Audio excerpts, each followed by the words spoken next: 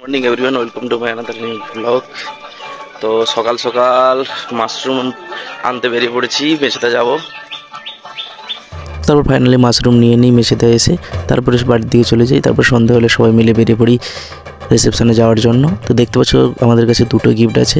তো একটাতে আছে সারপ্রাইজ গিফট, একটাতে আছে আসল গিফট। তো সবাই মিলে রেডি হয়েছি দেখতে পাচ্ছ। তার আগে একটা করে ভিডিও করে নিচ্ছিলাম আমি।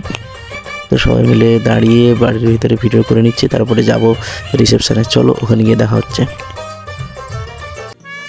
ফাইনালি আমরা পুরো রেডি হয়ে গেছি ওখানে যাওয়ার জন্য। গিয়ে দেখি মেয়ে পক্ষরা চলে এসছে, ওরা বৌদির সাথে ফটো তুলতে ব্যস্ত। তা তারপরে আমরাও একটু সময় করে চলে যাই দাদা বৌদির সাথে ফটো তোলার জন্য। দেখতে পাচ্ছ আমরা চলে এসেছি ফটো তোলার জন্য। ফটো তুলে নিই, তারপরে আমাদের গিফট দেওয়ার পালা শুরু হয়ে যায়। তো গিফটে দেখতে পাচ্ছ একটা ইট দিয়ে দিয়েছিলাম মজার জন্য। তো তারপরে এরপর দেবো আমাদের ফাইনাল গিফটটা।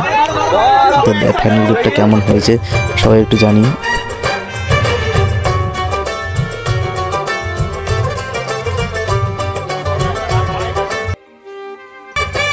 তো ফাইনালি আমাদের গিফট দেওয়া কমপ্লিট হয়ে গেছে। তো এখানে সবাই আছি যেহেতু, তাই আমি আবার একটা গিয়ে ভিডিও করে নিলাম।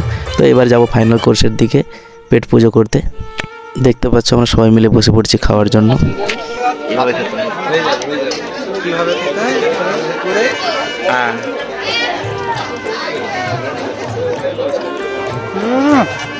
ফুড ব্লগিং করছে ছেলেরা। কোথায় কি আসছিস তুই? ধর যদি আসতে চাস। হ্যাঁ, এবারে টেস্ট করে দেখাতে হবে। আমরা পোলাও নিলাম, ফুড ব্লগার দেখা যাচ্ছে। হ্যাঁ খাও,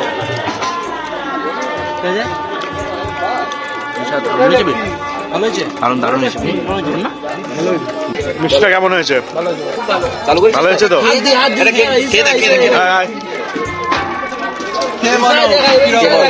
রিকেদের মিষ্টি কেমন হয়েছে? আমার জন্য ভালো হয়েছে। সন্দেশটা ভালো হয়েছে। সন্দেশটা। Thanks for watching guys. ভিডিওটা ভালো লাগলে লাইক, কমেন্ট, শেয়ার এবং সাবস্ক্রাইব করে দিও। Thank you.